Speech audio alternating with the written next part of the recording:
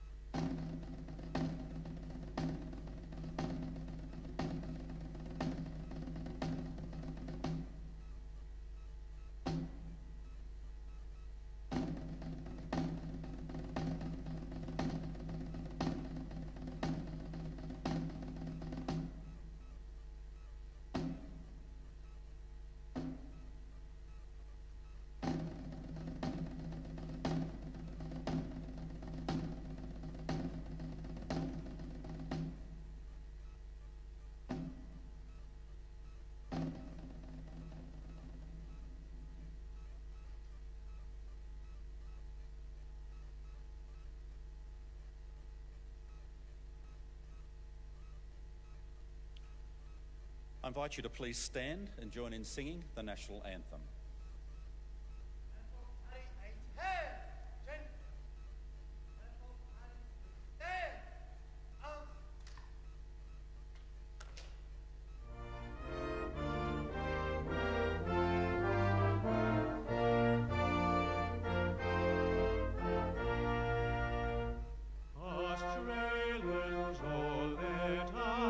Rejoice, for we are young and free.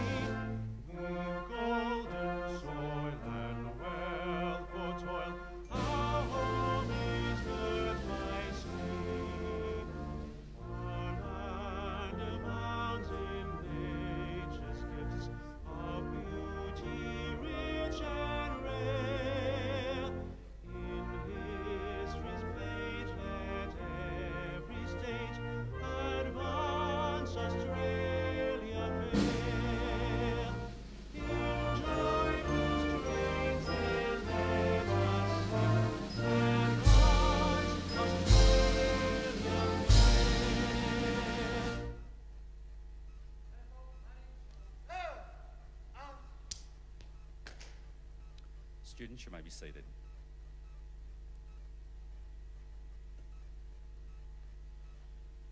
The Australian War Memorial was the vision of Charles Bean, Australia's First World War official historian. Bean landed with the Australian troops on Gallipoli and stayed with them at the front through to the end of the war. The idea of this national memorial and museum came to him at Pozières, France, in the depths of the bloody fighting of 1916. Bean's idea was that this would be a place where families and friends could mourn loved ones buried in faraway places. It would also be a place that could help all Australians understand what these men and women had endured and what they had done for us. Bean's vision, to which we remain true, is best expressed as inscribed in the entrance to the memorial's galleries. Here is their spirit, in the heart of the land they loved, and here we guard the record which they themselves made. Tonight we'll read the story behind just one of those on the Roll of Honour, which lists the names of more than 102,000 men and women who have given their lives for us in war and operations over more than a century. But first we present a lament, Flowers of the Forest. Wreaths and floral tributes will now be laid at the base of the Pool of Reflection.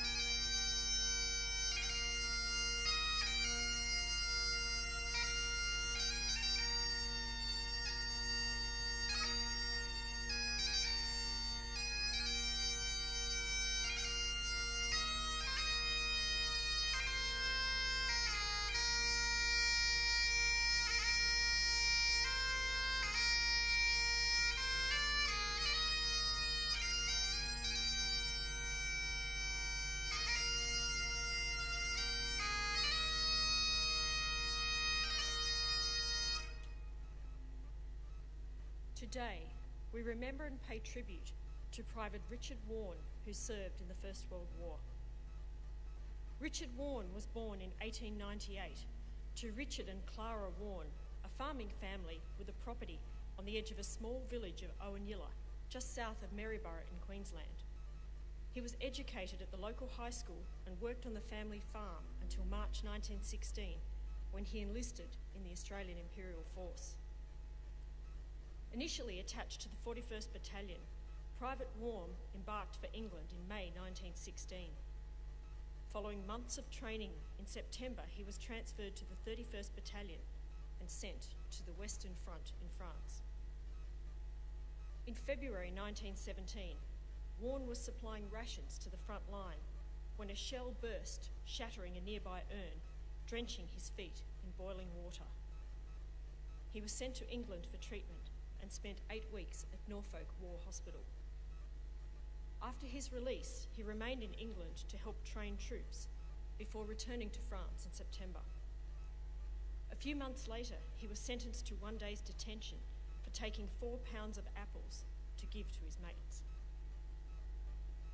On the night of the 28th of July 1918, during an attack on the enemy trenches at Molencourt, Warne volunteered for duty as a stretcher bearer.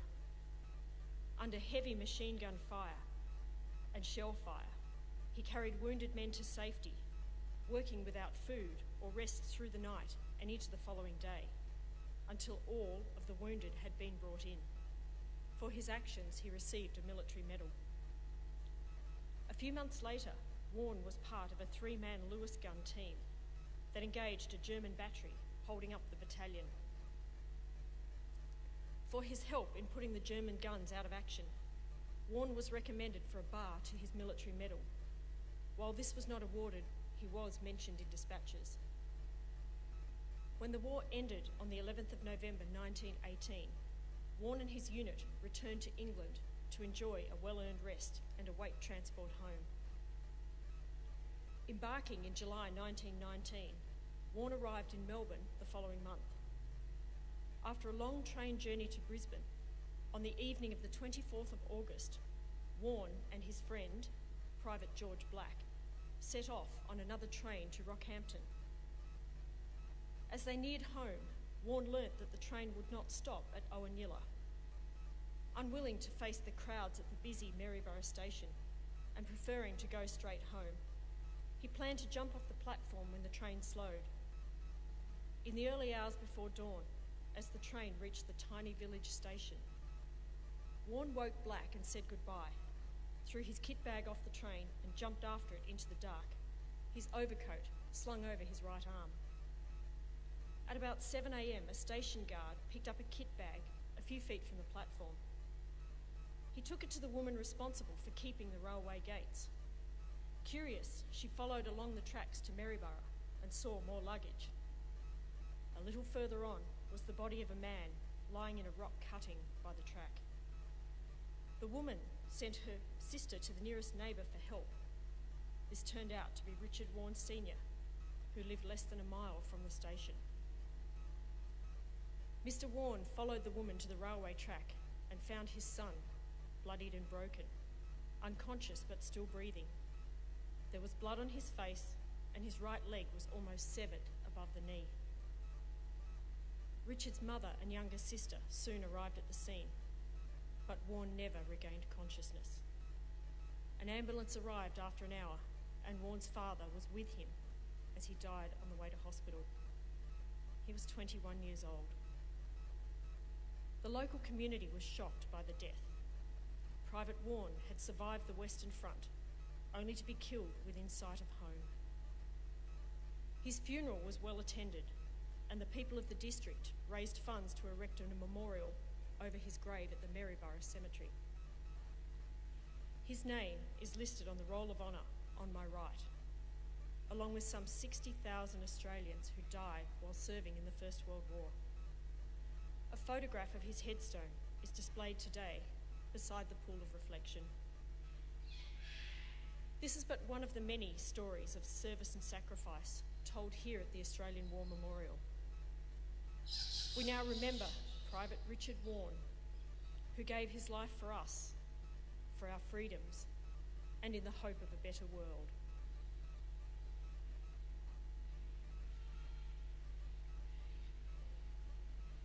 Please stand for the reading of the Ode and the sounding of the last post.